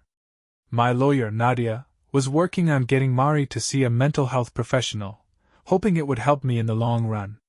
Nadia recommended 2 local psychiatrists, telling Mari's lawyer we'd cover her therapy costs, or she could pick anyone she felt comfortable with. Honestly, I was uneasy about the whole thing. Paying for her therapy didn't sit well with me, especially considering what she had done. But here's a tip: always listen to your lawyer, even when you don't agree. In the end, Mari picked a psychiatrist who immediately saw how unstable she was. For her own good, she was committed to the hospital's psychiatric ward for observation. What was supposed to be just an overnight stay turned into months of treatment. I never learned her exact diagnosis, as medical confidentiality kept that info sealed. But Mari's attorney said that every time he saw her, she was heavily sedated and out of it. The months she spent in the hospital delayed the divorce and custody hearings, but there was no dispute over me adopting Carrie, since Mari wasn't contesting it and her lawyer could stand in for her. As hard as things had been, hearing the judge ask Carrie if she wanted me to be her dad made me feel an overwhelming sense of joy. Carrie didn't know that the court had already ruled I wasn't her biological father. When the judge asked, she thought it was funny, but I was proud of her for not understanding the full weight of the situation. She just smiled and hugged me, calling me her dad for the first time. It was a moment I will never forget. Michael was there too, but I was even more relieved that Mari wasn't. Neither of the kids understood exactly what the hearing was about, but Carrie is legally my daughter now, no DNA required. When I first caught Mari cheating, it erased any love I had for her. What scared me the most was the thought that, because of what her mother did, I might lose love for Carrie as well. But when I was able to reunite with her, the relief I felt was incredible. I was lucky, because no matter what anyone says, if a man is forced to pay for a child that isn't his, it matters. I knew that I could have walked away from Carrie and resented her for something she didn't choose. But I couldn't do that. She needed a father, and I wanted to be that father, despite the heartbreaking truth that she's not my biological child. There will always be a tiny part of me that feels broken by that, but I'm doing my best as a dad. To me, giving love and time is far more important than anything material I could give her. The divorce itself didn't take long. Mari wasn't getting a penny from me, and her lawyer admitted she had no chance of gaining custody, not with her current situation. Once Mari got out of the hospital, she could petition the court for visitation or custody. But for now, the divorce papers were signed, and that was the end of it. In a way, it felt anticlimactic. As much as I should have been happy about it, it didn't feel like the victory I expected. I was actually impressed by how Mari's family stuck to their decision to disown her. I'm sure part of that was to stay on my good side so they could keep seeing the kids, but they really didn't even try to visit her in the hospital. Her parents were disgusted by her actions and too embarrassed to be associated with her. I couldn't blame them. The whole situation made me ashamed of what she had turned into. Mari's sister, Mandy, made sure everyone knew about Mari and Rebecca's betrayal. Word spread fast. Within a month, everyone knew about her years of cheating and the lies. It was tough for me, realizing how everyone now saw me as the fool. But at the end of the day, trust is everything in a relationship. And Mari had betrayed that trust. I missed some red flags, but she was good at covering her tracks. In hindsight, I should have stopped the girls' nights out once Mari's depression had eased up. But that was the first time she stayed out all night, and it really worried me. I never thought she'd be unfaithful. The way she had acted, the way she portrayed herself, it was all a lie. Nobody, not even our closest friends, had suspected anything. They were just as shocked as I was when the truth came out. One of the problems with no one contacting Mari was that we had no idea when she'd be released from the hospital. The hospital couldn't tell us anything, and I had no clue if she was simply released or had escaped. The first time I heard about her release was when she showed up at the kids' school, trying to check them out. She caused enough of a scene that the school called me. I told them to call the cops, and as soon as I could, I was on my way. When I got there, the school had 2 police cars and an ambulance parked out front. I identified myself to the officer, who led me to the cafeteria where Mari was seated. She tried to stand and demand to see her kids, but the police stopped her. I asked if they had checked with the hospital to see if they had released her, and they confirmed that she had been discharged on her own accord. When I saw Mari crying and demanding to see the kids, I told the officer that I had full custody, and there was no way in hell I was letting her see them in such a volatile state. She kept yelling about how the kids were the only ones left who loved her.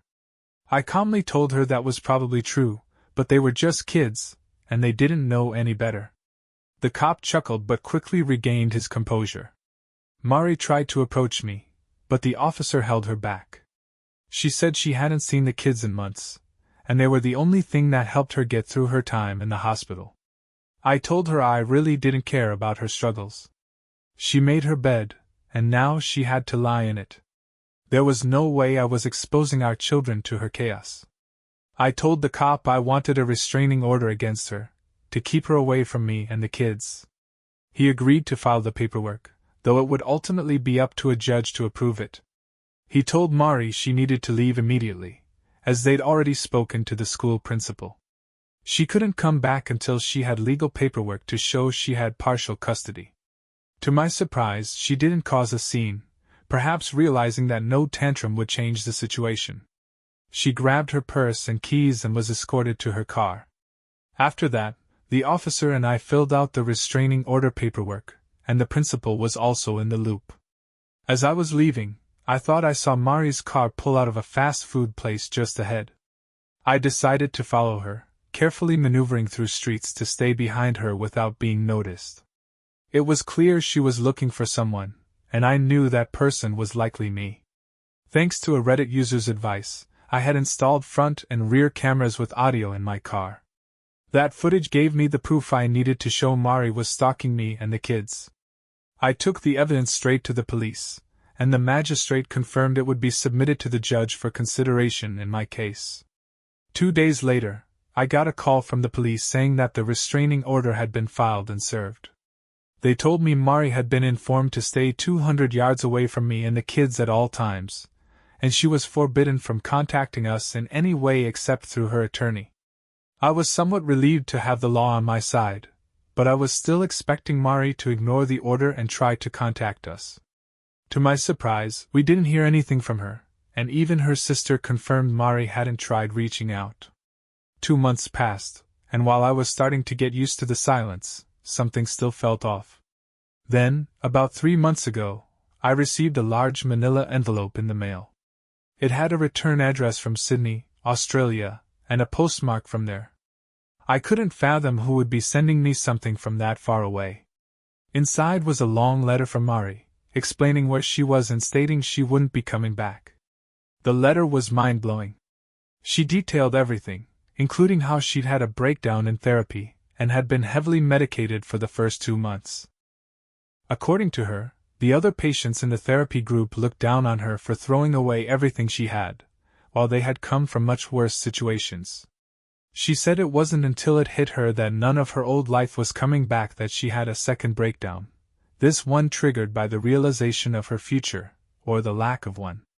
Mari tried to play the victim in her letter, claiming that the hardest part for her was realizing I didn't love her anymore. She said she'd rationalized her cheating by convincing herself that I wouldn't love her if I knew what she was doing, and she wanted to feel loved by me. Well, it was true. The moment I caught her cheating, I lost all love for her. She went on to say that despite everything, she still loved me. She claimed that even after all her affairs, it didn't diminish her love for me. She called me her best friend and soulmate. But her definition of love seemed to include sleeping with strangers without a second thought. She then tried to justify her actions, claiming that her friend Becca had convinced her that humans aren't meant to be monogamous. Mari said she would have been fine with me sleeping with other women, but she knew I wouldn't want that. She even tried to spin her cheating as a way to become a better lover for me.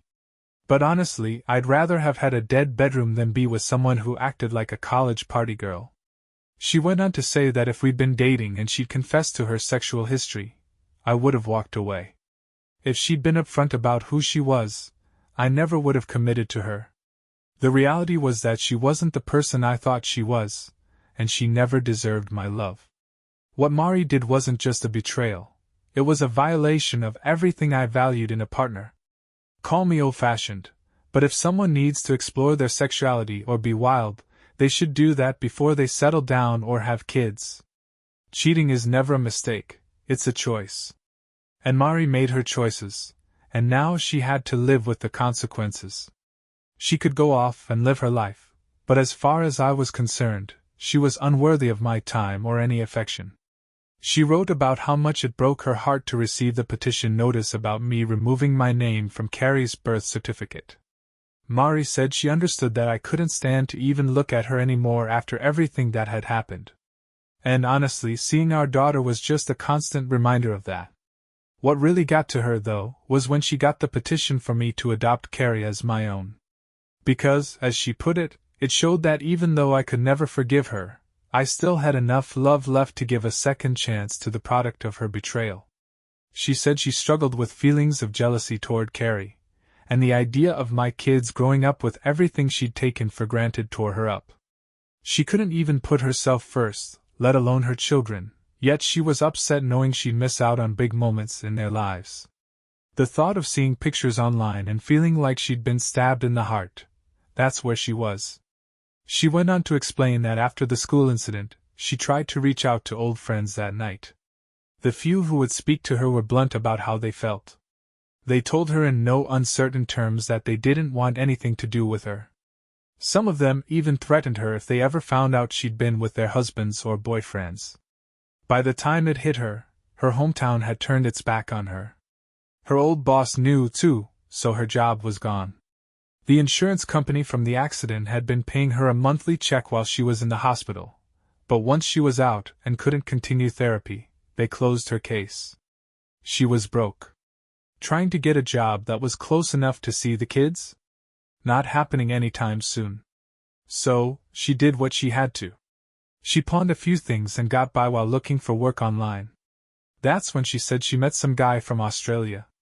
They'd been talking for a few days, and eventually, he invited her out there.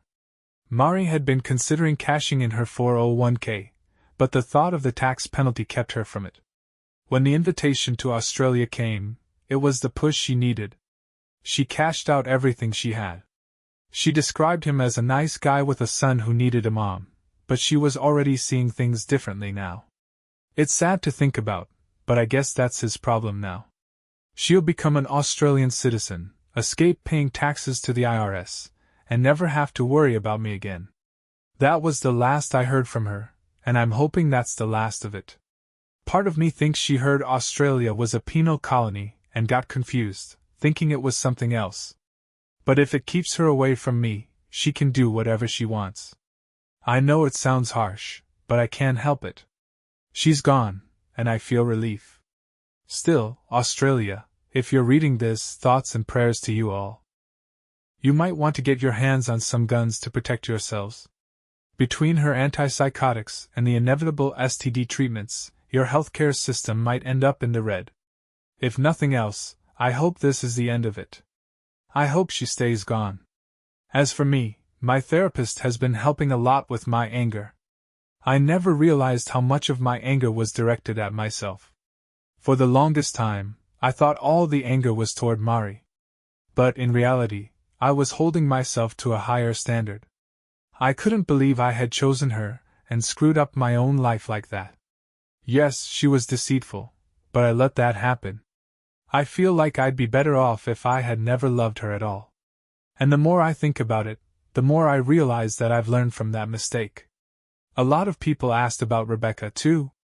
After Mari was kicked out of her parents' house, she went to Rebecca's. Apparently, Mari thought she owed her a place to stay after everything that happened. But Rebecca wasn't buying it. She felt like she had already helped Mari enough and didn't owe her anything. I'm not sure of who won that argument, but I know it ended badly. Word got around that Rebecca was involved in the whole mess with Mari, and things got tough for her. Rebecca lost her salon after people found out what she'd done. A couple of stylists quit, and others got questions from customers about why they were still working there. It was too much to recover from, and she ended up closing shop.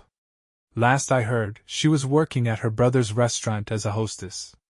As for her condo, I kind of wanted to bulldoze it, just to erase the memories of all the mess that happened there, but the neighbors weren't keen on that idea. It really gets under my skin knowing that Mari took something I used to enjoy and completely ruined it for me. Just thinking back to the times we were intimate makes me sick now. I can't help but imagine her doing the same things, and worse, with countless other men. In today's world, most people would probably call me a prude or say I'm just desperate because I've only been with one woman. But honestly, knowing I've been with Mari makes me feel filthy, like I'm a Victorian streetwalker.